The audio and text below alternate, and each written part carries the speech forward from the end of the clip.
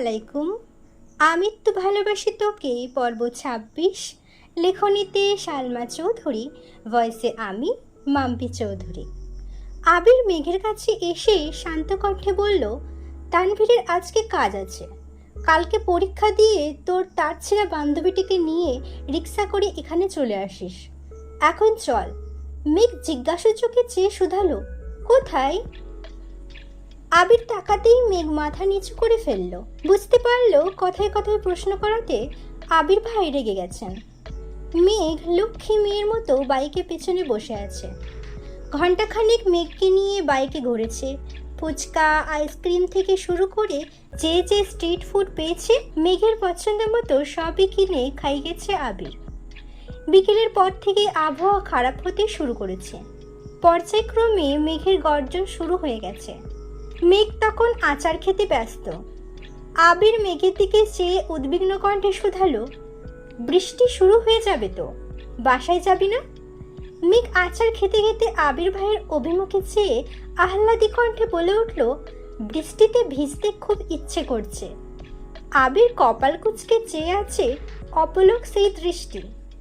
মেঘ মনে মনে বলছে, এই গোধূলির আলোতে আপনার হাতে হাত রেখে বৃষ্টিতে ভিজতে চায়।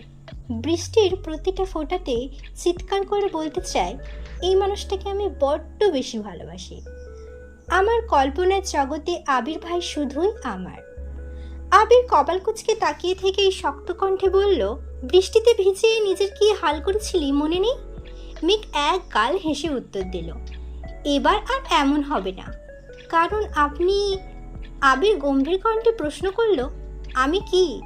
মেঘ মাথা নিচু করে মুচকি হেসে বলল, কিছু না। ঝিরিঝিরি বৃষ্টি পড়া শুরু হয়ে গেছে।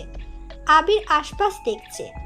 মেঘ হাত থেকে ঘড়ি খুলে ব্যাগে রেখে আবির ভাইকে ব্যাগটা দিয়ে বলল, আবির ভাই, ব্যাগটাকে রেইনকোট দিয়ে ঢেকে রাখবেন প্লিজ। মেঘের কথায় আবির নির্বোধের ন্যায় মেঘের দিকে চেয়ে ঠোঁটের কোণে হাসি রেখে বলল, রেইনকোট পরা দরকার তো তোর, আর তুই তোর ব্যাগকে রেইনকোট পরাতে বলছিস?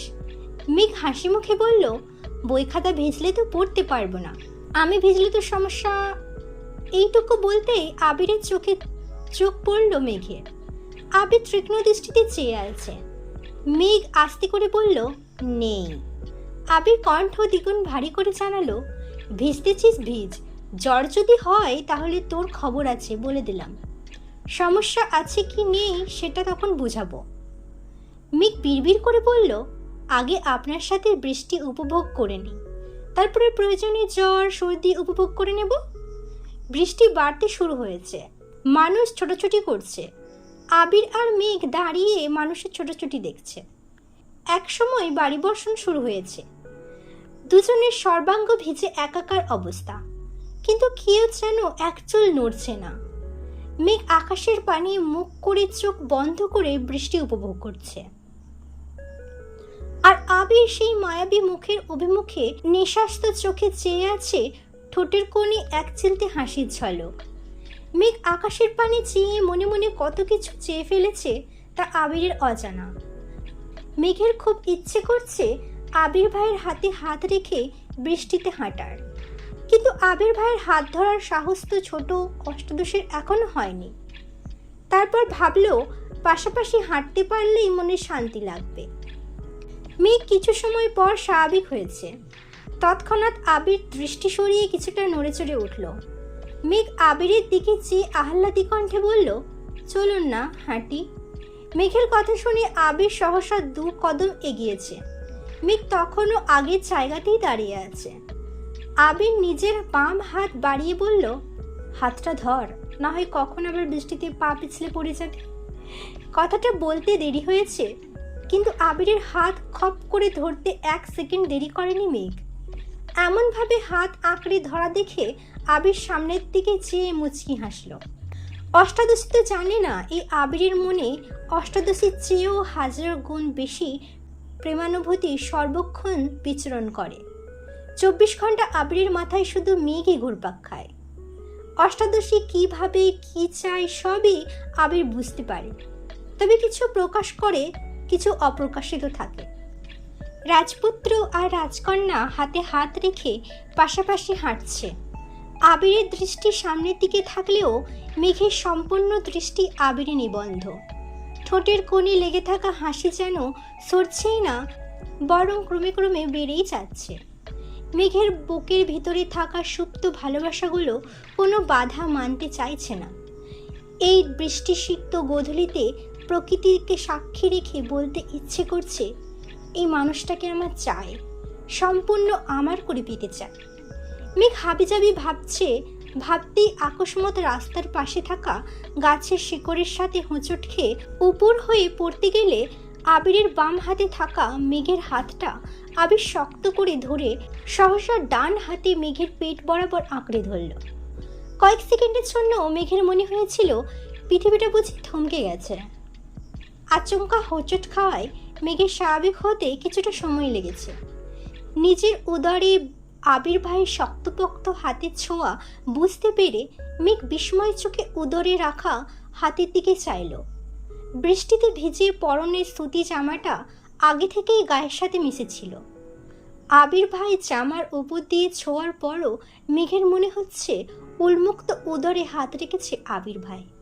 মেঘের সর্বাঙ্গ শিহরিত হলো। বুকের ভেতরে থাকা হৃৎপিণ্ডটা বাইরে বেরিয়ে আসতে চাইছে। মেঘের নিঃশ্বাস গলায় আটকে যাচ্ছে। হোঁচটের ফলে পায়ের বৃদ্ধাঙ্গুলের কোণা উঠে রক্ত বের হচ্ছে। স্নায়ুতন্ত্রে ক্রমাগত সিগন্যাল দেওয়ার ফলে মেঘ বুঝতে পেরে উফ করে উঠল। নিজেকে কন্ট্রোল করে মেঘ দাঁড়িয়ে পায়ের দিকে চাওয়ার আগেই ব্যথা বুঝতে পেরে ঠোঁট ফুলিয়ে কান্না শুরু করে দিয়েছে। আবির সঙ্গে সঙ্গে বসে পড়ল আঙুলটা দেখতে। রক্ত যা বের হচ্ছে সবই বৃষ্টির পানিতে ধুয়ে চলে যাচ্ছে। পকেট থেকে একটা ওয়ান টাইম ব্যান্ডেজ বের করে আপাতত আঙুলে পেঁচিয়ে দিল। আবিরের ছোঁয়াতে পায়ের ব্যথা সারল কিনা কে জানে। মেঘের মনের ব্যথা যেন এক সেকেন্ডেই সেরে গেছে। মেঘ বাকরুদ্ধ হয়ে চেয়ে আছে আর চোখ দিয়ে শুধু পানি পড়ছে। আবির দাঁড়িয়ে দুহাতের উল্টো পিঠ দিয়ে। মেঘ গাল বেয়ে পড়া চোখের পানি তার সাথে বৃষ্টির পানি ছুঁয়ে দেওয়ার চেষ্টা করল। তারপর আবির তপ্ত স্বরে বলল, এত সামান্য ব্যথায় এভাবে কাঁদলে হবে? তৎক্ষণাৎ মেঘের ফোঁপানোও বন্ধ হয়ে গেছে। মেঘ কিছু বলার আগেই আবির আচমকা মেঘকে কোলে তুলে নিল। মেঘের চোখ কোটরে ছেড়ে বেরিয়ে আসতে চাইছে। নিজেকে সামলাতে সহসা এক হাতে আবিরের শার্টের বোতাম সহ কিছুটা অংশ চেপে চোখ বন্ধ করে ফেলছে। রাস্তার দুপাশে বড় বড় গাছ, বৃষ্টিতে ভেজা পিচঢালা রাস্তায় মেঘকে কোলে নিয়ে আবির হাঁটছে। কিছুটা সময় পর মেঘ চোখ খুলে বৃহৎ চোখে আবিরের শ্যামবর্ণের চেহারায় চেয়ে আছে। আবিরের চুলে, নাকে, মুখে, গালে পড়া বৃষ্টির ফোঁটার কিছুটা মেঘের মুখেও ছিটকে পড়ছে।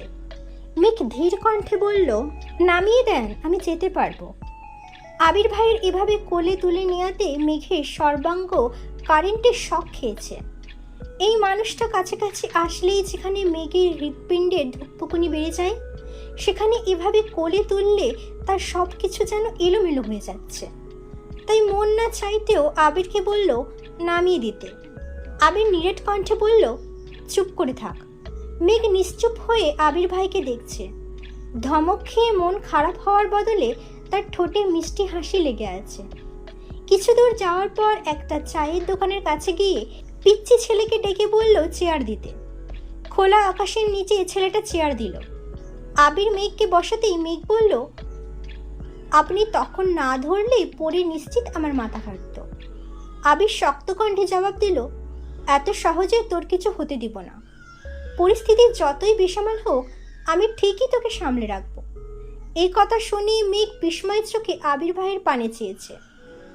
কথার গভীরতা ঠিক কতটা সেটা বুঝতে না পারলেও কথাটা তার খুব মনে ধরেছে। বৃষ্টি কিছুটা কমে এসেছে। আবির শান্ত কণ্ঠে বলল, চা খাবি? মেঘ ঘাড় কাত করে সম্মতি দিল। বেশি করে আদা কুচি দিয়ে 2 কাপ লিকার চা নিয়ে আসছে। 1 কাপ মেঘকে দিয়ে আবির কিছুটা দূরে দাঁড়িয়ে চা খাচ্ছে। মেঘ চা খাওয়াই মনোযোগ দিল। বৃষ্টিতে বসে এভাবে চা খাওয়া এটাই জীবনে প্রথমবার। বৃষ্টির ছোট ছোট ফোঁটা ছাই পড়ছে আর মেঘ আপন মনে চা খাচ্ছে। হঠাৎ মেঘের অভিমুখে আবির কেমন করে চাইল। আবির মিহিক কণ্ঠে ডাকল, মেঘ। আচমকা আবির ভাইয়ের সুমধুর কণ্ঠে নিজের নাম শুনে মেঘ বরফের ন্যায় জমে গেল। আবিরের তপ্ত দৃষ্টি মেঘের হৃৎপিণ্ডে ক্রমাগত ছুরি চালাচ্ছে। এই বুঝে ছোট্ট অষ্টদশীর প্রাণটা দেহ ছেড়ে বেরিয়ে যাবে।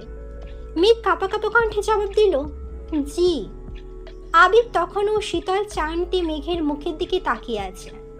কয়েক সেকেন্ড পর প্রগাঢ় কণ্ঠে শুধালো, যদি কখনো এমন হয় তোর জীবনের সবচেয়ে প্রিয় দুটো জিনিস থেকে যে কোনো একটাকে বেছে নিতে বলা হয়, তখন তুই কি করবি? আবির ভাইয়ের বলা এত কঠিন কথার মানে মেঘ বুঝতে পারছে না। কপাল গুজিয়ে আবির ভাইয়ের দিকে চেয়ে কথাটা বোঝার চেষ্টা করছে।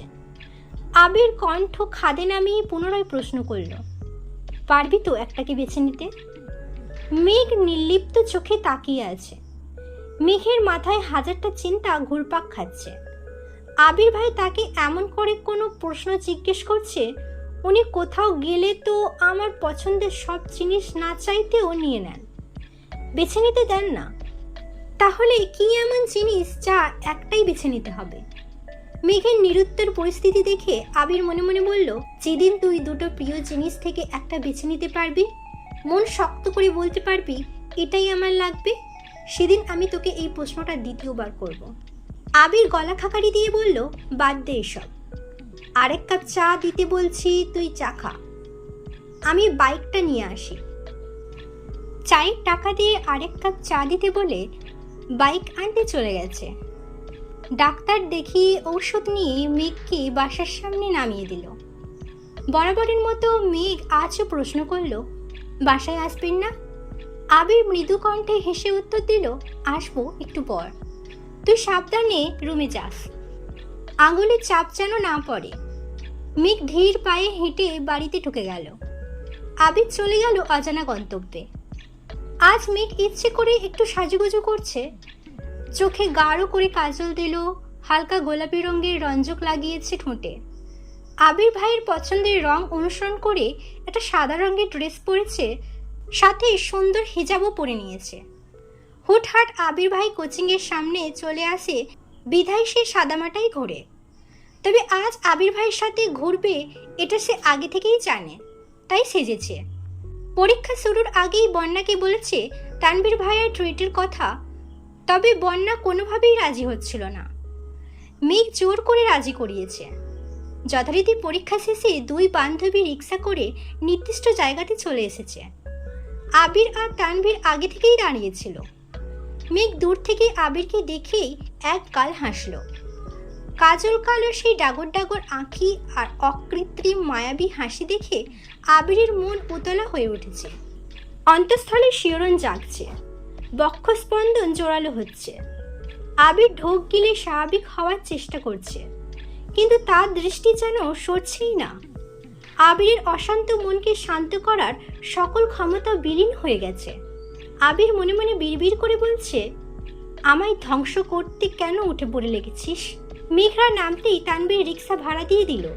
শান্ত কণ্ঠে শোধালো, আসতে সমস্যা হয়নি তো কোনো? দুজনেই মাথা নেড়ে না করল। তানভীর বন্যার দিকে চেয়ে ছোট করে বলল, কংগ্রাচুলেশন। বন্যা হেসে উত্তর দিল, থ্যাংক ইউ। তানভীর আবিরকে ডাকলো, ভাইয়া চলো। তানভীরের ডাকে আবির স্বাভাবিক হলো। দীর্ঘশ্বাস ছেড়ে বলল, চল। কাছেই একটা রেস্টুরেন্টে গেছে খেতে। খাওয়ার ফাঁকে ফাঁকে আবির শুধু মেঘকে দেখছে। মেঘ তাকালেই দৃষ্টি সরিয়ে নিচ্ছে। এই চোখে জাদু আছে যা এই শ্যামবর্ণের সুঠামো দেহী পুরুষকে মুহূর্তেই দুর্বল করে দিয়েছে। না পারছে দীর্ঘ সময় ওই চোখে চেয়ে থাকতে, আর না পারছে নিজেকে সংযত রাখতে। অন্যদিকে বন্যা আর তানভীরেও কয়েকবার চোখাচোখি হয়েছে, তবে চোখে চোখ পড়তেই দুজনের সঙ্গে সঙ্গে চোখ নামিয়ে নিয়েছে। বন্যা সবুজ রঙের একটা ড্রেস পরেছে, সাথে হিজাব পরা। এত সাজগোজ নেই, দেখতে খুবই সাদামাটা। গায়ের রং ফর্সা হলেও সেটা মেঘের তুলনায় কিছুটা চাপা। ঠোঁটে হালকা লিপস্টিক আছে। উচ্চতাও মেঘের তুলনায় 1 ইঞ্চি কম হবে। হাসিটা মাত্রাতিরিক্ত সুন্দর, তবে সচরাচর মেয়েটা হাসে না, বেশিরভাগ সময় সিরিয়াস মোডেই থাকে। খাওয়া শেষে বেরিয়েছে সবাই। মেঘ আর বন্যা দুজনেই তানভীরকে ধন্যবাদ জানালো ট্রিটের জন্য। আবির একবার তানভীরের দিকে চেয়ে চোখ দিয়ে কিছু ইশারা করলো, তারপর গম্ভীর কণ্ঠে বলল, তানভীর আমি মেঘকে নিয়ে বাসায় যাচ্ছি, তুই বন্যাকে বাসায় পৌঁছে দিয়ে তারপর যেখানে ইচ্ছে যাবি। তানভীর স্বাভাবিক কণ্ঠে জানালো, ঠিক আছে ভাইয়া। মেঘ বন্যাকে টাটা দিয়ে বাইকে বসলো। আবির দেরি না করে মেঘকে নিয়ে জায়গা ত্যাগ করলো। আবিরা যাওয়ার পরই তানভীর বাইকে বসে বন্যার দিকে চেয়ে বলল, উঠো। বন্যা ঠান্ডা কণ্ঠে জানালো, আমি রিক্সা করে চলে যেতে পারবো। তানভীর একটু রাগী ভাব নিয়ে বলল, শোনোনি ভাইয়া কি বলছে, তোমায় বাসায় দেওয়ার পর আমার দায়িত্ব শেষ হবে, উঠো। বন্যা আর কথা বলল না, হেলমেট পরে মাঝখানে জায়গা রেখে বাইকে বসলো। পেছন দিকে ধরে রেখেছে। তানভীর জীবনে প্রথম মেয়েকে নিয়ে বাইক চালাচ্ছে, তাই কিছুটা ভয়ে আছে, এজন্য এত জোরে বাইক চালাচ্ছে না। কিছুটা যাওয়ার পর রাস্তার পাশেই বাইক রেখে বলল, তুমি একটু দাঁড়াও, আমি আসছি। বন্যা সাইডে দাঁড়িয়ে আছে। কিছুক্ষণ পর বেরিয়ে তানভীর একটা শপিং ব্যাগ বন্যার দিকে এগিয়ে দিল। বন্যা জিজ্ঞাসা চোখে চেয়ে বলল, কি এতে?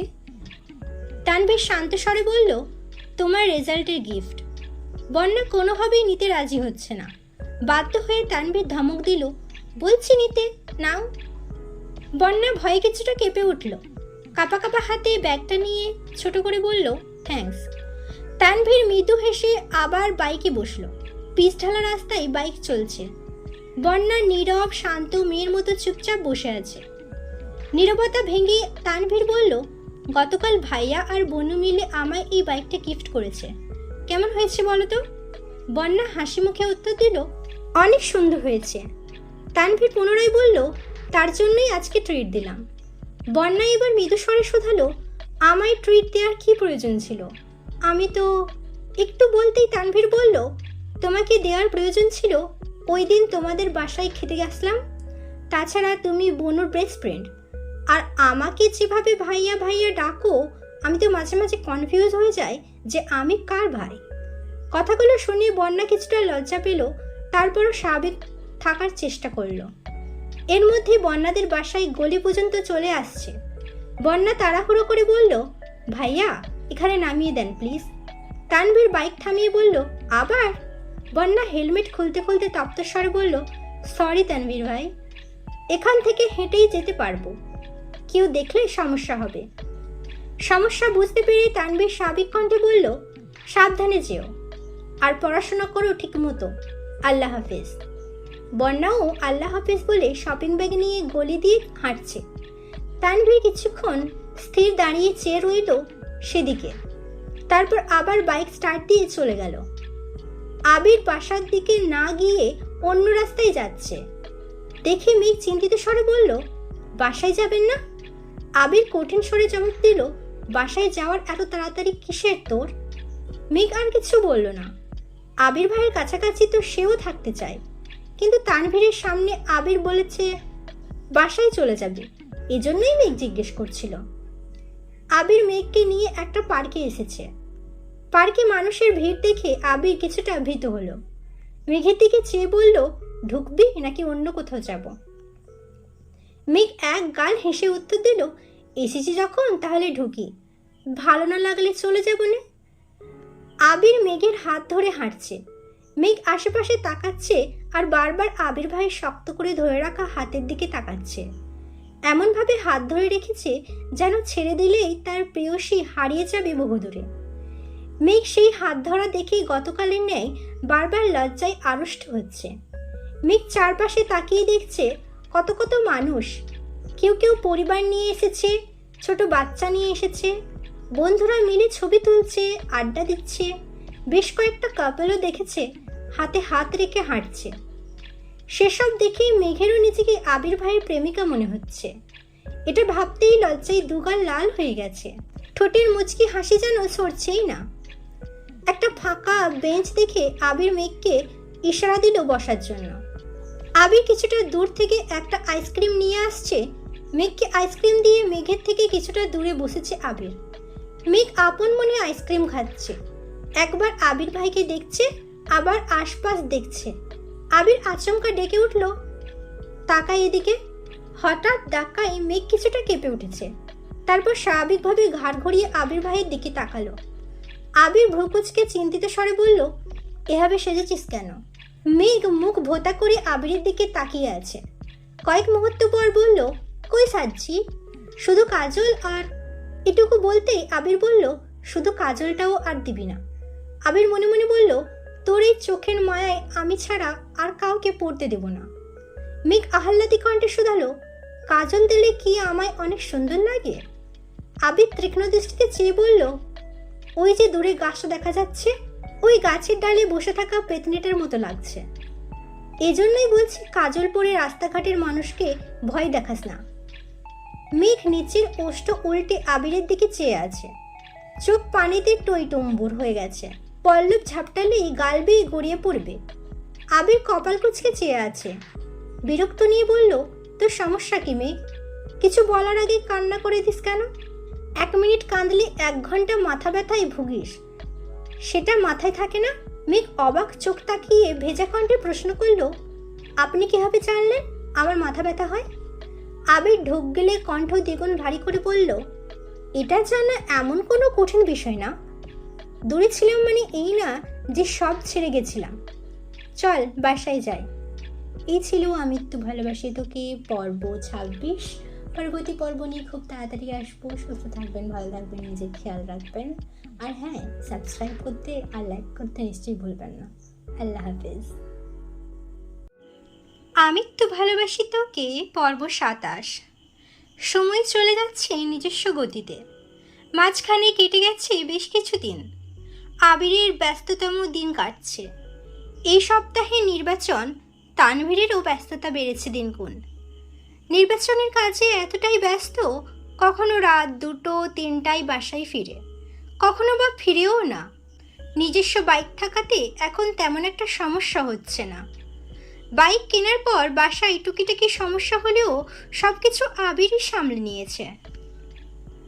আগামী মাসে ঢাকা বিশ্ববিদ্যালয়ের অ্যাডমিশন টেস্ট, তার কিছুদিন পর মেডিকেল পরীক্ষা, কোচিংয়ের ক্লাস শেষ, এখন শুধু মডেল টেস্ট পরীক্ষা চলছে।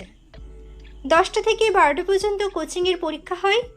পরীক্ষার পড়া, জান্নাত আপুর পড়া, তার সাথে নিজস্ব পড়ার চাপ তো রয়েইছে। তবে সব কিছুর মাঝেও আবির ভাই যেন মেঘের সমস্ত পৃথিবী ঘিরে রয়েছে।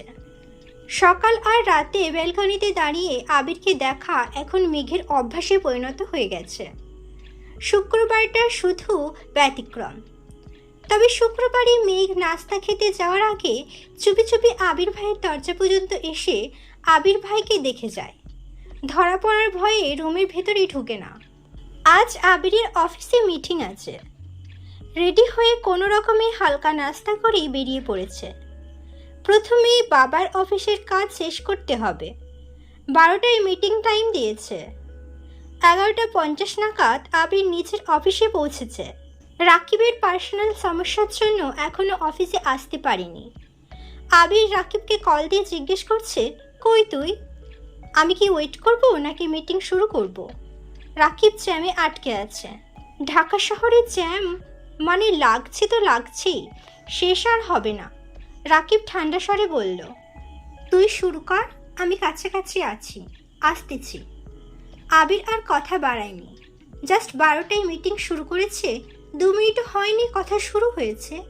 এর মধ্যে টেবিলে রাখা মোবাইল ফোনে ভাইব্রেশন হচ্ছে। বিরক্তিতে কপাল কুঁচকে ফোনের দিকে তাকাতেই রীতিমতো আশ্চর্য হয়ে গেল। কাঙ্ক্ষিত নম্বর থেকে অনাকাঙ্ক্ষিত সময়ে কল চলে আসছে। সহসা আবিরের ঠোঁটে হাসি ফুটে উঠেছে। সামনে বসে থাকা স্টাফরাও অবাক চোখে সেই হাসি দেখছে, কারণ এই মানুষটা অফিসে থাকাকালীন ভুল করেও হাসে না, প্রয়োজন ছাড়া কারোর সাথে কোনো কথা বলে না। গোমরামুখ মানুষের হাসি এত সুন্দর হয়, তারা হয়তো সেটা ভেবেই চেয়ে আছে। আবির ফোন হাতে নিয়েছে। ফোনের স্ক্রিনের নাম ভেসে উঠেছে হৃদয় হরণী, সাথে একটা হাস্যোজ্জ্বল ছবি। নাম্বারটা আরও 1 বছর আগে থেকেই সেভ করা ছিল আবিরের ফোনে, কিন্তু এই প্রথমবার কল আসছে। আবির সবার উদ্দেশ্যে এক্সকিউজ মি বলে কলটা রিসিভ করে। বুকের ভেতর হৃৎপিণ্ডটা খুশিতে ধুকপুক করছে। আবির কিছু বলার আগেই ওপাশ থেকে কান্নার শব্দ ভেসে আসছে। 1 সেকেন্ডে আবিরের হাসি গায়েব হয়ে গেছে। বুকের ভেতরটা মোচড় দিয়ে উঠেছে। ফোনের ওপাশ থেকে কান্নাজড়িত কণ্ঠে ডাকলো, আবির ভাই। এই ডাকে আবিরের হৃদয় ভেঙে বিচ্ছিন্ন হয়ে যাচ্ছে। কপাল কুঁচকে পুরো কণ্ঠে প্রশ্ন করল, কি হয়েছে তোর? কান্নার তোপে কথা বলতে পারছে না, ঘন ঘন শ্বাস নিচ্ছে। আবির পুনরায় ডাকলো, এই মেঘ, কি হয়েছে তোর? মেঘ কোনো রকমে বলল, একটা ছেলে আমার হাত ধরে। এটুকু বলতে আবার কান্না শুরু করেছে।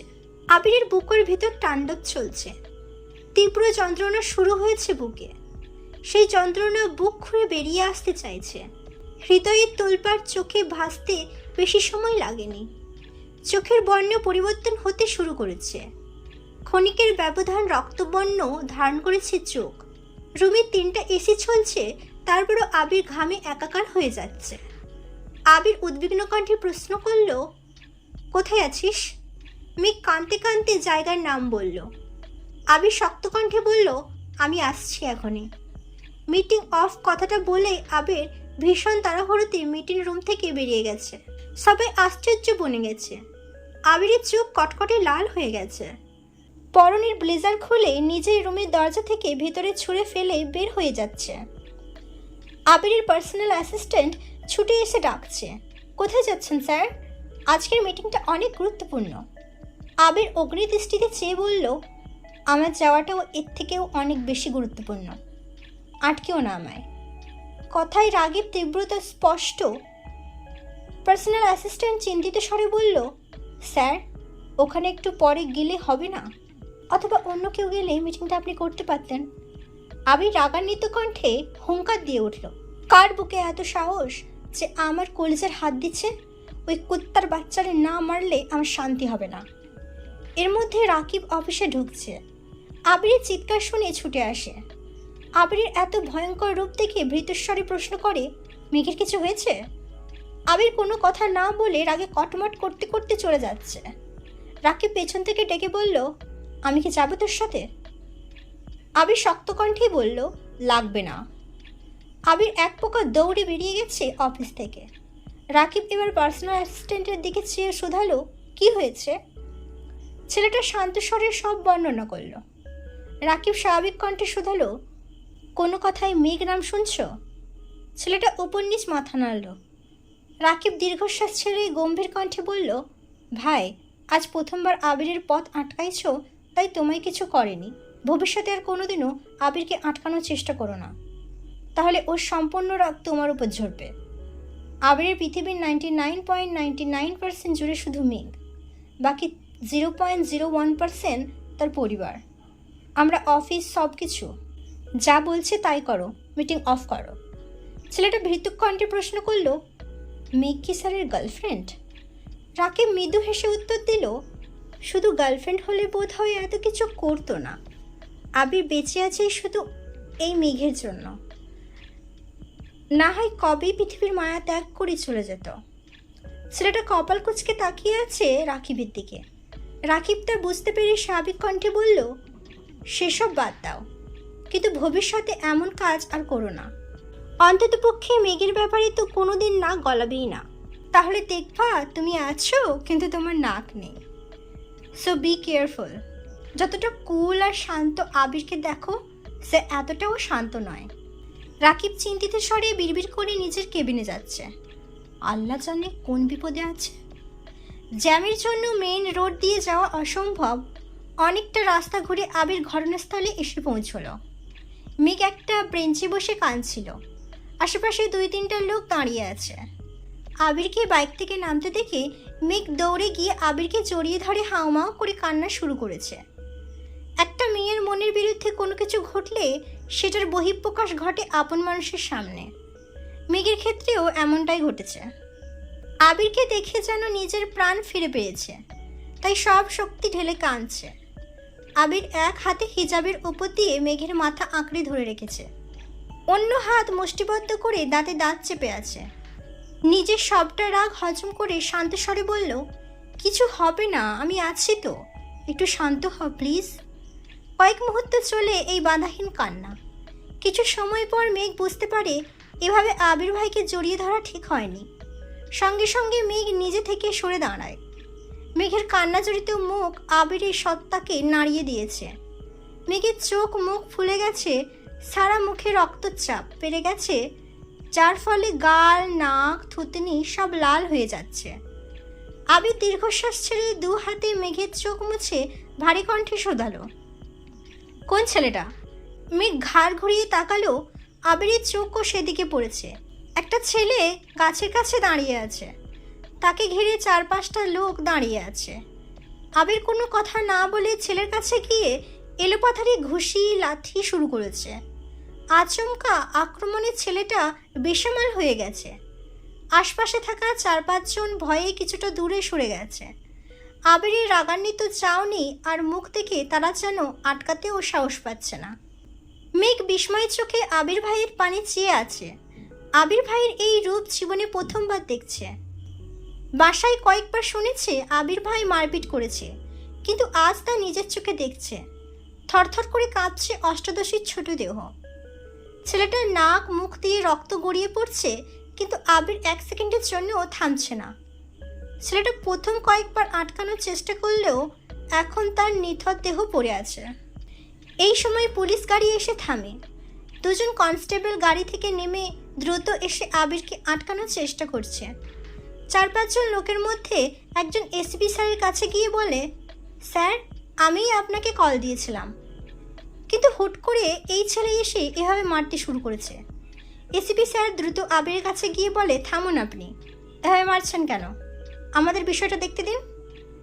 2 কনস্টেবলের সাথে আরও একজন লোক আবিরকে টেনে হিঁচড়ে ছেলেটার থেকে দূরে সরিয়ে নেয়। এসপি স্যার ছেলেটাকে একটু দেখে তারপর আবিরের দিকে তাকায়।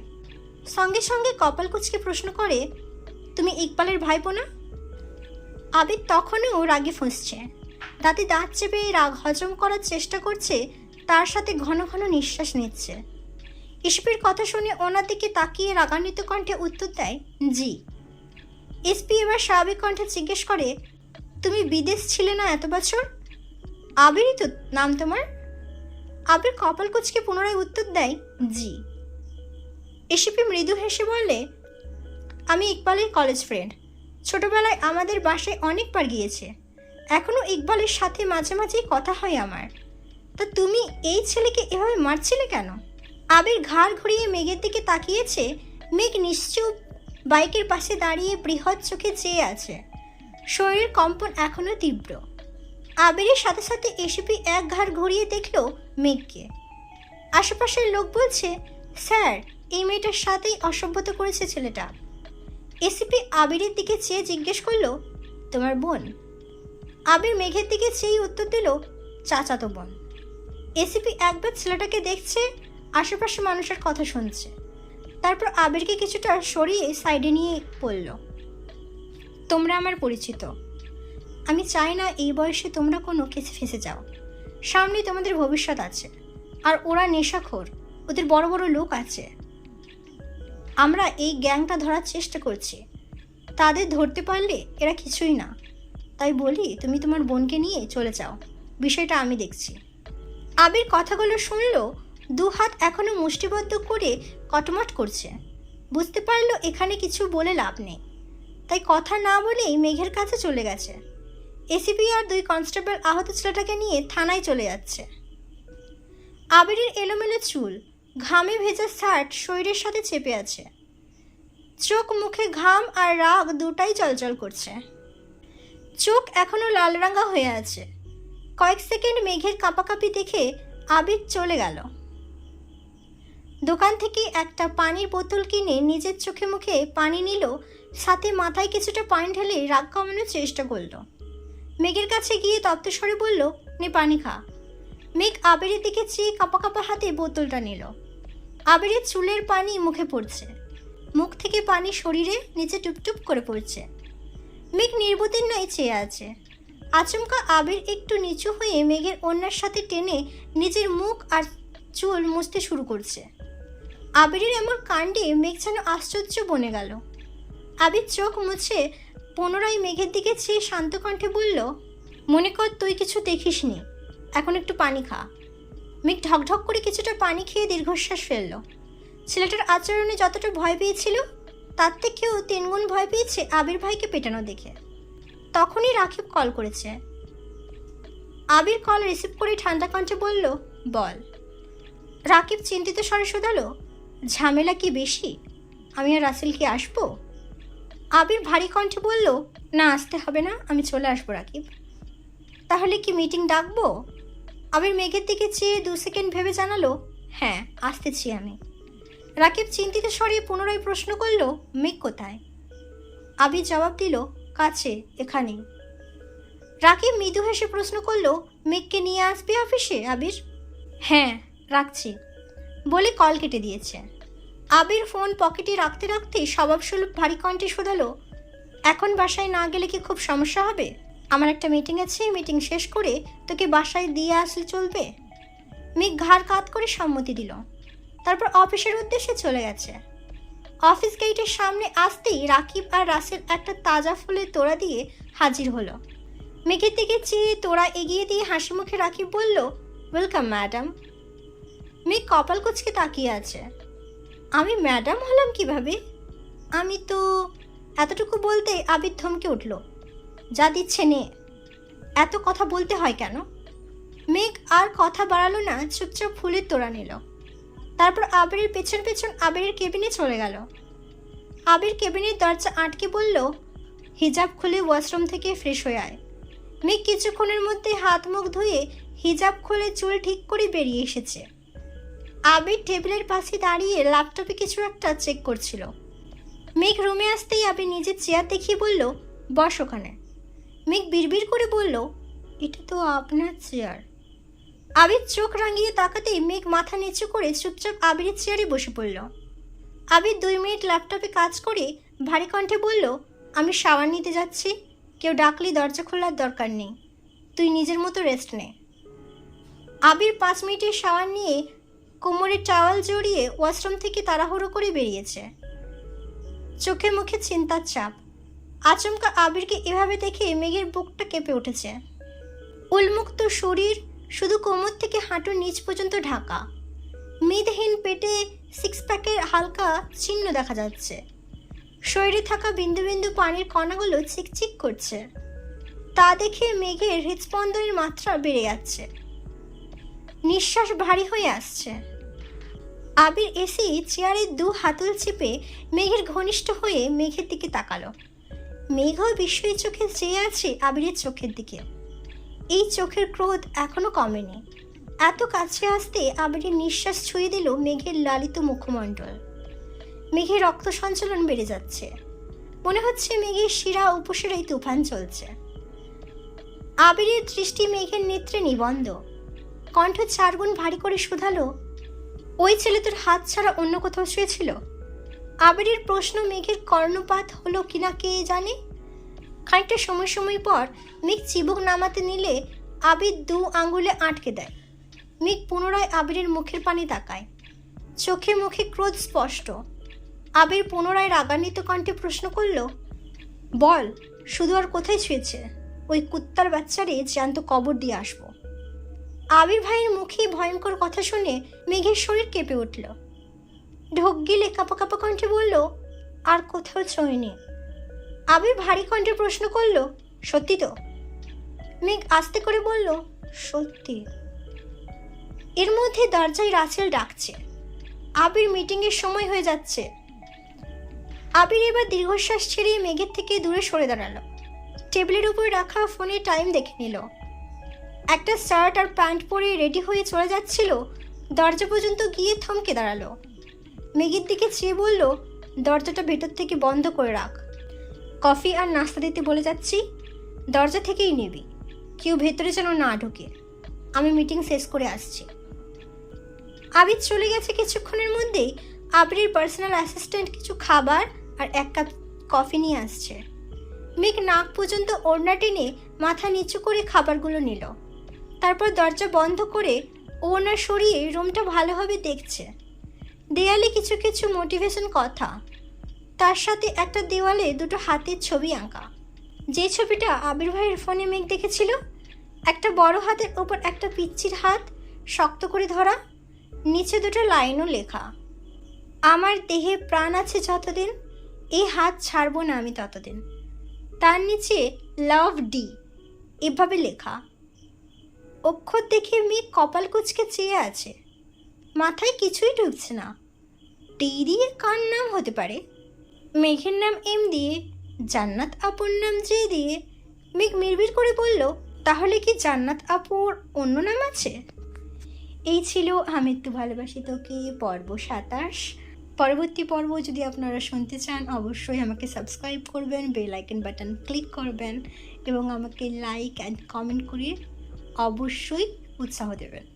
পরবর্তী পর্ব নিয়ে খুব তাড়াতাড়ি আসবো। সুস্থ থাকবেন, ভালো থাকবেন, নিজের খেয়াল রাখবেন। আল্লাহ হাফিজ। আমি তো ভালোবাসি তোকে পর্ব 28। হাবিজাবি অনেক চিন্তা মেঘের মাথায় ঘুরছে। হঠাৎ মনে হলো, আচ্ছা আমার নাম তো মাহাদীপা, দিবা নাম তো ডি দিয়ে শুরু, তাহলে কি আমি? কিন্তু এই জীবনে আবির ভাইয়ের সাথে আমার কখনো সুসম্পর্ক ছিল বলে তো আমার মনে হয় না। তাহলে বোধ হয় আমি না, অন্য কেউ। সব কিছু ভালোই থাকে, কিন্তু জান্নাত আপু বা আবির ভাইয়ের জীবনে অন্য কেউ আছে, এটা ভাবলেই যেন মাথা গরম হয়ে যায় মেঘের। তার সাথে ওই ছেলের ঘটনা কাণ্ড তো মাথায় আছেই। মেঘ চেয়ারে বসে কফিটা কোনো রকমে খেলো। মাথা ব্যথার জন্য কিছুই ভালো লাগছে না। বেশি কান্না করছে, যার ফলে মাথা ব্যথাটাও অনেক বেশি হচ্ছে। কফিটা শেষ করে মেঘ টেবিলের ওপর মাথা রেখে চোখ বন্ধ করে বসে আছে। ঘণ্টাখানেক পর আবির এসে ডাকছে, মেঘ। মেঘ দ্রুত গিয়ে দরজা খুলে আবার চেয়ারে বসে পড়ল। মাথা ব্যথার জন্য বসে থাকতে পারছে না, পুনরায় টেবিলে মাথা রেখেছে। আবির রুমে ঢুকে কপাল কুঁচকে তাকালো। টেবিলের উপর সব খাবারই পড়ে আছে, শুধু কফিটাই খেয়েছে। মেঘের কাছে গিয়ে ঠান্ডা কণ্ঠে শুধালো, মাথা ব্যথা করছে? মেঘ ওভাবেই উত্তর দিল, হ্যাঁ। আবির মেঘের দিকে তাকিয়ে ভারী কণ্ঠে শুধালো, খাসনি কেন কিছু? মেঘ মুখ তুলে তাকালো, তারপর মন খারাপ করে উত্তর দিল, খেতে ইচ্ছে করছে না। মেঘ পুনরায় প্রশ্ন করল, আমরা বাসায় যাব না? আবির গম্ভীর কণ্ঠে বলল, এই যে খাবার দিয়ে গেলাম কিছুই খাসনি, বাসায় গিয়েও তো খাবি না, তাই তোকে খাইয়ে তারপর দিয়ে আসবো। আবির পিয়েকে ডেকে এক প্যাকেট কাচ্চি আর ঔষধ আনতে বলছে। আবির ফোন বের করে মামনিকে কল দিল। হালিমা খান কল রিসিভ করতেই আবির সালাম দিল। হালিমা খান সালামের উত্তর দিয়ে স্বাভাবিক কণ্ঠে শুধালেন, কী রে এই সময় কল দিলি যে, কোনো দরকার? আবির ঠান্ডা কণ্ঠে বলল, মেঘ আমার অফিসে আছে, এটা জানানোর জন্য তোমাকে কল দিয়েছি। গাড়ি জ্যামে আটকে ছিল, তাই আমি গিয়ে নিয়ে আসছি। আমার একটু কাজ আছে, শেষ করে ওকে নিয়ে বাসায় ফিরবো। আর আঙ্কেলকে বলছি গাড়ি নিয়ে বাসায় চলে যেতে। একসাথে কথাগুলো বলে তারপর থামল। হালিমা খান হাসি মুখে উত্তর দিলেন, আচ্ছা ঠিক আছে। মেঘ জ্বালালে মাথা গরম করিস না বাবা, কাজ শেষ করে চলে আসিস। আবির মৃদু হেসে বলল, সমস্যা নেই, তুমি চিন্তা করো না। কল কাটতেই মেঘ বলল, আপনি আম্মুকে বললেন না কেন? আবির মেঘের দিকে তাকিয়ে উত্তর দিল, সব কথা সবসময় সবাইকে বলতে হয় না। মেঘ কিছুই বলছে না, চুপচাপ বসে আছে। এর মধ্যেই তানভীর মেঘের নাম্বারে কল দিয়েছে। মেঘ রিসিভ করার আগেই আবির মেঘের ফোন নিয়ে রুম থেকে বেরিয়ে গিয়ে তানভীরের সাথে কথা বলছে। রুমে এসে মেঘের ফোন টেবিলের ওপর রেখে পাশের চেয়ারে বসে গভীর কণ্ঠে প্রশ্ন করল, কি হয়েছিল তোর সাথে? সম্পূর্ণ ঘটনা বল। মেঘ ঢোক গেলে ধীরে ধীরে কথা বলা শুরু করলো। কিছুদিন যাবৎ কয়েকটা ছেলে কোচিংয়ের সামনে দাঁড়িয়ে থাকে, সিগারেট খায়, আরও কি খায়, আর মেয়েদেরকে উল্টোপাল্টা কথা বলে। অনেক স্টুডেন্ট একসাথে বের হয়, তাই কোচিংয়ের সামনে দাঁড়ানো যায় না। এজন্য আমি আর বন্যা প্রতিদিন বের হয়ে একটু সাইডে দাঁড়াই। আমাদের গাড়ি আসলে আমি চলে যাই, বন্যাও চলে যায়। কিন্তু বন্যা জ্বর সর্দি এজন্য গতদিন আসেনি, আজও আসতে পারেনি। কোচিং থেকে বের হয়ে আমি অন্যান্য দিনের মতোই সাইডে দাঁড়িয়ে ড্রাইভার আঙ্কেলকে কল দিচ্ছিলাম। আঙ্কেল বলল যে আমি আজকে একটু দেরি হবে, আমি যেন কোচিংয়ের ভেতরে বসি। আমি আবার যখন ঘুরে কোচিংয়ে যেতে নেব, তখনই কয়েকটা ছেলে পথ আটকে দাঁড়িয়েছে। আমি সাইড দিতে বলছি, কিন্তু মাতালের মতো কী যেন বলছিল। আমি ভয়ে উল্টো দিকে হাঁটা শুরু করেছি। ওইখান থেকে একটা ছেলে আমার পিছু নিয়েছে। আমি দ্রুত হাঁটছিলাম আর ফোনে ভাইয়ের নাম্বারে কল দিতেছিলাম। ওই ছেলে বাজে বাজে কথা বলতে বলতে আমার কাছে চলে আসছে। তারপর আমি দৌড় শুরু করি, ওই ছেলেও দৌড়ে এসে আমার হাত চেপে ধরে। আশেপাশে কোনো মানুষ নেই। আমি হাত ছাড়ানোর অনেক চেষ্টা করছি, কিন্তু পারছিলাম না। চিৎকার করছি, কিন্তু কেউ নেই। ওই ছেলে আমায় ধরতে নিলে দৌড় থেকে একটা লোক দৌড়ে আসে। ওই লোককে আসতে দেখে ছেলেটা দৌড় শুরু করে। অনেকটা যাওয়ার পর কয়েকজন মিলে ছেলেটাকে ধরে। আমি তখন আবারও ভাইয়াকে কল দিচ্ছি, ভাইয়া রিসিভ করেনি। তারপর বাধ্য হয়ে আপনাকে কল দিচ্ছি। ওই ছেলেকে আটকিয়ে 2-3 জন এসে আমাকেও নিয়ে গেছে সেখানে। অনেক জিজ্ঞাসাবাদ করেছে। পরে কেউ একজন পুলিশ কল দিচ্ছে। পূর্ণ মনোযোগ দিয়ে কথাগুলো শুনলো আবির। দীর্ঘশ্বাস ছেড়ে নিজেকে শান্ত রাখার চেষ্টা করলো, কিন্তু তার চোখ যেন কিছুতেই শান্ত হতে চাইছে না। আবিরের চোখ রাগে জ্বলছে। আবির নিজের ফোন বের করে কি একটা টেক্সট কাকে পাঠিয়ে ফোন রেখে 2 হাত টেবিলের উপর রেখে তার উপর মাথা রাখলো। আর এই রুদ্রমূর্তি ধারণকৃত রূপ কোনোভাবেই যেন মেঘ না দেখে, তাই নিজেকে আড়াল করার চেষ্টা করলো। মেঘ নির্বোধনে আবির ভাইয়ের চুলের দিকে চেয়ে আছে। সামনের দিকে লম্বা চুলগুলো টেবিলে পড়ে আছে। মেঘ মৃদু হেসে নিজের ডান হাত এগিয়ে দিল আবির ভাইয়ের চুলের দিকে। টেবিলে পড়ে থাকা চুলগুলোকে আলতোভাবে ছুঁয়ে দিল। ধমকের ভয়ে হাত সরিয়ে নিল সঙ্গে সঙ্গে। আবিরের নীরবতা দেখে আবারও ছুঁয়ে দিল আবিরের চুলে। মেঘের এমন কাণ্ডে আবিরের লুকোনো রাগান্বিত মুখমণ্ডলে আকস্মাৎ হাসি ফুটে উঠছে। ক্ষণিকের ব্যবধানে আবিরের রাগী অভিব্যক্তি বদলে গেছে। মেঘ কিছুক্ষণ আবিরের চুল নিয়ে দুষ্টামি করে চুল ছেড়ে স্বাভাবিক হয়ে বসল। তারপর শীতল কণ্ঠে ডাকলো, আবির ভাই। সহসা সেই চিরচেনা সুমধুর কণ্ঠে উত্তর আসলো,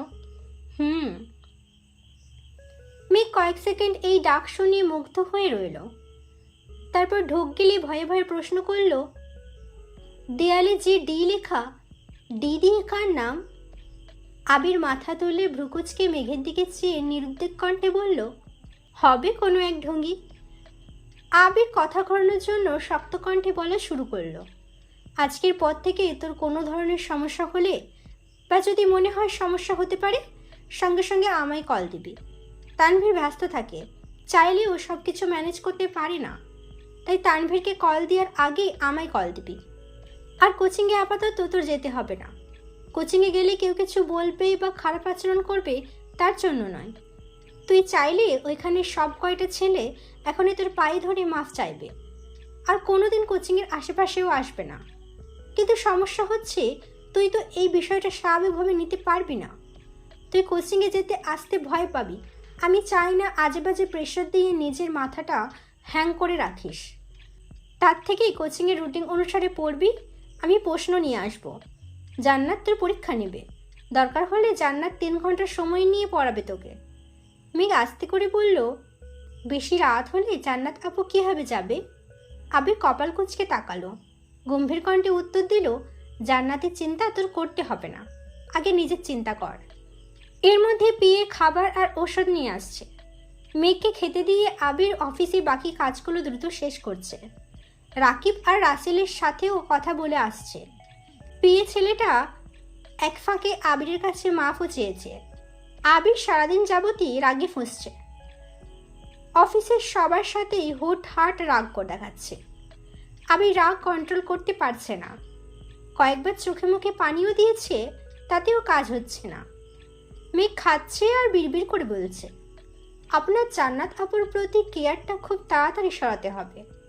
কোথাও চান্স পেলে জান্নাত আপুর কাছে আর পড়ব না, তারপর আপনার কেয়ারও কমে যাবে। ধীরে ধীরে আমি নিজেই আপনার প্রেমিকা হয়ে যাব।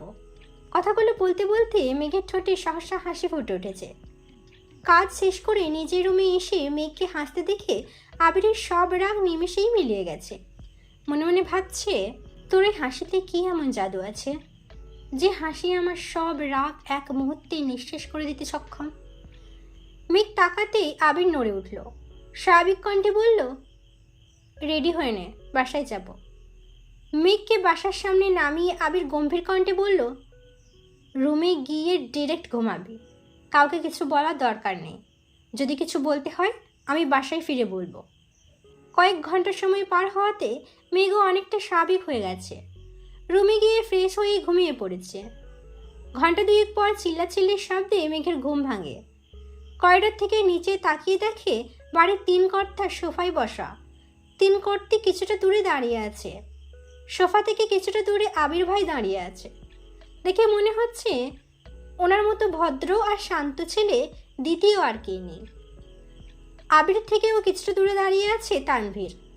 আলী আহমেদ খান চিৎকার দিয়ে উঠলেন, তোমাকে এতবার সাবধান করার পর আবারও মারপিট কেন করেছো? বড় আব্বুর রাগান্বিত স্বরে মেঘের শরীর কেঁপে উঠল।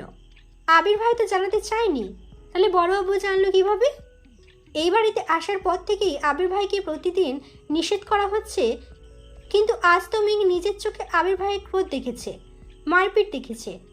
আজ আবির ভাইয়ের কি হবে এটা নিয়ে ভাবনায় পড়ে গেছে মেঘ। অথচ আবির ভাইয়ের মধ্যে কোনো ভয় ডর কিছুই নেই। মেঘ সবেমাত্র ঘুম থেকে উঠেছে, এলোমেলো চুল আর ক্লান্ত মুখশ্রী নিয়ে ধীরে ধীরে সিঁড়ি বেয়ে কিছুটা নিচে নামলো। আবিরকে নিরুত্তর থাকতে দেখে আলী আহমেদ খান পুনরায় ধমকে উঠলেন, কথা কেন বলছো না? ভণ্ডামি করার জন্য তুমি দেশে আসছো? আবির ভণিতা ছাড়াই উত্তর দিল, এই বাড়ির মেয়ের গায়ে কেউ হাত দিবে আমি তো সহ্য করতে পারবো না। আলী আহমেদ খান পুনরায় বললেন, সহ্য করতে না পারা এক বিষয়, মারপিট করা অন্য বিষয়। মারপিট কেন করলা? লোকে কি বলবে? বিদেশ থেকে পড়াশোনা করে দেশে ফিরছে ছেলে, সে এখন রাস্তাঘাটে মারপিট করে?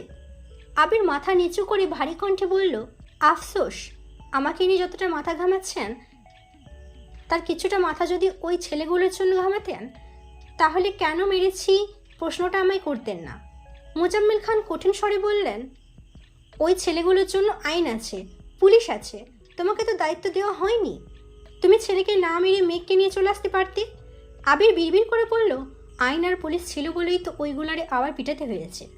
ইকবাল খান চিন্তিত স্বরে বললেন, দেখো আবির, এসপি আমার বন্ধু ছিল আর তোকে চিনছে বিধায় ঝামেলা করেনি, আর আমাকেও কল দিয়ে জানিয়েছে এখানে অন্য কেউ থাকলে তো ঝামেলা হইতো। আলী আহমেদ খান পুনরায় বলে উঠলেন, মান সম্মানের চিন্তা কি এই ছেলের আছে? আবির রাগ কন্ট্রোল করতে না পেরে চিৎকার করে উঠল, আমায় ক্ষমা করবেন, আমি আপনাদের মতো ভদ্রলোকের মুখোশ পরে চলতে পারবো না, আর আপনাদের মতো পাষাণ হৃদয় নিয়ে বাঁচতে পারবো না।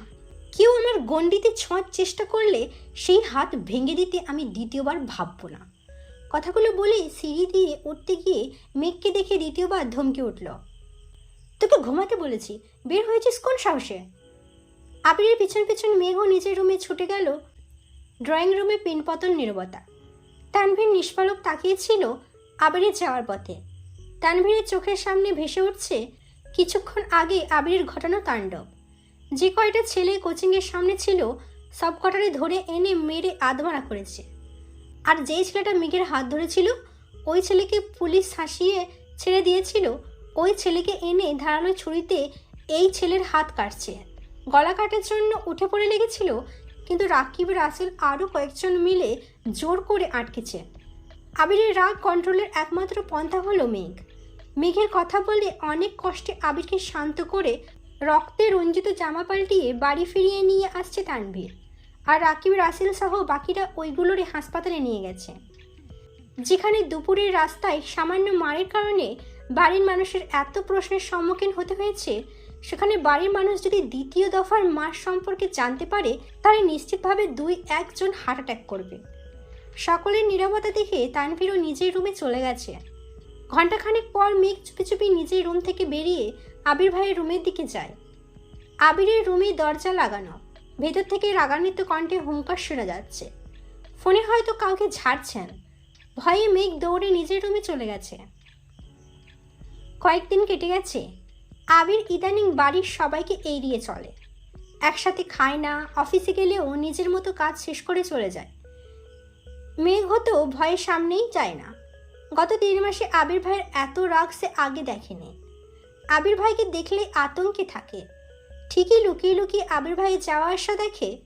মাঝখানে নির্বাচন হয়ে গেছে, তানভীরদের এমপি বিপুল ভোটে জয়লাভ করেছে। সেই সুবাদে আগামীকাল খাওয়া দাওয়ার ব্যবস্থা করেছেন। বাড়ির সবাইকেই দাওয়াত দিয়েছেন, কিন্তু বাড়ির মানুষ রাজনীতি পছন্দ করে না বিধায় তানভীর কাউকে বলেনি, শুধু মেঘকে বলেছে যাওয়ার কথা। মিম বা আদিকে বললে ওরা বাসায় বাকিদের বলবে, আর বাকিদের বললেই শুধু শুধু ঝাড়ি খেতে হবে। এমনিতেই আবিরের কথাতে ওনারা রেগে আছে, তাতে অবশ্য আবিরের কিছু যায় আসে না। এই পৃথিবীতে আবিরের কাছে সবচেয়ে মূল্যবান মা আর মেঘ, তাই মেঘের বিপরীতে যা খুশি থাকুক তার কোনো কিছুতেই আবিরের আগ্রহ নেই। ভোরবেলা উঠেই তানভীর চলে গেছে, সব কিছু আগে থেকেই প্যাকিং করা। মেঘদের বাসা থেকে কিছুটা দূরে একটা মোড় আছে, আবির অফিস থেকে ফিরে ওই মোড়ে দাঁড়াবে, মেঘ বেরিয়ে যাবে। প্ল্যান মোতাবেক সব হলো। আবির সাদা শার্ট আর কালো প্যান্ট ইন করে পরে চোখে সানগ্লাস লাগিয়ে পুরাই নায়ক সেজে আসছে। মেঘও পছন্দের একটা কালো রঙের জামা পরেছে। ইদানিং আবির ভাইয়ের পছন্দের কালারগুলো মেঘ একটু বেশিই পড়ছে। দুজনকে একসাথে দেখলে যে কেউ ভাববে তারা কাপল। এমপির বাড়িতে এসে এমপির সাথে দেখা করে কথাবার্তা বলেছে, তারপর 3 ভাই বোন ছবি তুলেছে, সব শেষে খাওয়া দাওয়াও করেছে। সেই অফিসের পর আজ আবির ভাই মেঘের সাথে স্বাভাবিক আচরণ করেছে, এটা দেখেই মেঘের মন উড়ু উড়ু করছে। প্রোগ্রাম শেষে মেঘ আর আবির চলে যাবে। তানভীর মেঘকে একটু দূরে নিয়ে কি যেন বলছিল। আবির কিছুটা এগিয়ে বাইকের কাছে যাচ্ছে, আচমকা এমপির মেয়ে হাজির হলো সামনে। এমপির মেয়ে হাসি মুখে জিজ্ঞেস করলো, আসসালামু আলাইকুম ভাইয়া, কেমন আছেন? আবির স্বাভাবিক কণ্ঠে উত্তর দিল, ওয়ালাইকুম আসসালাম, আলহামদুলিল্লাহ ভালো, তুমি কেমন আছো? মেয়েটা হেসে উত্তর দিল, আলহামদুলিল্লাহ অনেক ভালো। আব্বু এমপি হয়েছেন, আর ক্রেডিট তানভীর ভাইয়া সহ আরও অনেকের। আপনিও শুনেছি অনেক হেল্প করেছেন, তার জন্য ধন্যবাদ। আবির মৃদু হাসলো, আর কিছুই বলল না। মেয়েটা আবার প্রশ্ন করলো, ভাইয়া আপনার গার্লফ্রেন্ড কেমন আছে? আবির মৃদু হেসেই উত্তর দিল, আলহামদুলিল্লাহ ভালো। তানভীর মেঘকে বিদায় দিয়ে ভেতরে চলে গেছে। মেঘ আবির ভাইয়ের দিকে তাকাতেই চোখে পড়ল একটা সুন্দরী মেয়ে আবির ভাইয়ের সাথে কথা বলছে। ভালোভাবে দেখতেই মনে পড়ল আবির ভাইয়ের ফোন থেকে ব্লক করা সেই মেয়েটা, মানে এমপির মেয়ে। আবির ভাইয়ের সাথে কথা বলছে দেখে মেঘের মেজাজ খারাপ হয়ে যাচ্ছে। এক প্রকার দৌড়েই মেঘ আবির ভাইয়ের পাশে গিয়ে দাঁড়ালো। মেয়েটা মেঘের দিকে তাকিয়ে মুখ গোমরা করে ফেলল, ঠান্ডা কণ্ঠে শুধালো, উনি কি আপনার গার্লফ্রেন্ড? এমপির মেয়ে এমন প্রশ্নে মেঘ ভ্যাবাচেকা খেল। তীব্র উৎসাহ নিয়ে তাকিয়েছে আবির ভাইয়ের চোখে মুখে। এ যেন আবির ভাইয়ের মনের কথা জানার বিশাল সুযোগ। এই সুযোগ সে হাতছাড়া করতে চায় না মেঘ। বৃহৎ নয়নে চেয়ে আছে আবির ভাইয়ের চোখ মুখ নিরীক্ষণ করছে। আবির ভাই চোখের ইশারায় কিছু বললে সেটাও আজ বুঝে নেবে অষ্টাদশী। আবির মেঘের দিকে এক পলক তাকালো, পুনরায় চোখ সরিয়ে গম্ভীর কণ্ঠে বলল, না, ও আমার কাজিন। এই সামান্য কথায় অষ্টাদশীর হৃদয় ভেঙে চূর্ণ বিচূর্ণ হয়ে গেছে। মেয়েটা হাসি মুখে মেঘকে এটা সেটা জিজ্ঞেস করছে, মেঘ মনের বিরুদ্ধে উত্তরগুলো দিচ্ছে। মেয়েটা বিদায় নিয়ে চলে গেছে, কিন্তু মেঘ এক পাও নড়ছে না। ছলো ছলো নয়নে চেয়ে আছে আবির ভাইয়ের দিকে। মনে মনে ভাবছে, আমি কি শুধুই মোহের পিছনে ছুটছি? এই ছিল আমৃত্যু ভালোবাসি তোকে পর্ব 28। আমার বলা আমৃত্যু ভালোবাসি তোকের পর্বগুলো যদি পছন্দ হয় অবশ্যই আমাকে সাবস্ক্রাইব করবেন এবং bell icon button of course click করবেন, অ্যান্ড লাইক করবেন, কমেন্ট করবেন। আমি কমেন্টের অবশ্যই রিপ্লাই দেবো, অ্যান্ড আমাকে সাপোর্ট করবেন। সুস্থ থাকবেন, ভালো থাকবেন, নিজের খেয়াল রাখবেন। আল্লাহ হাফিজ।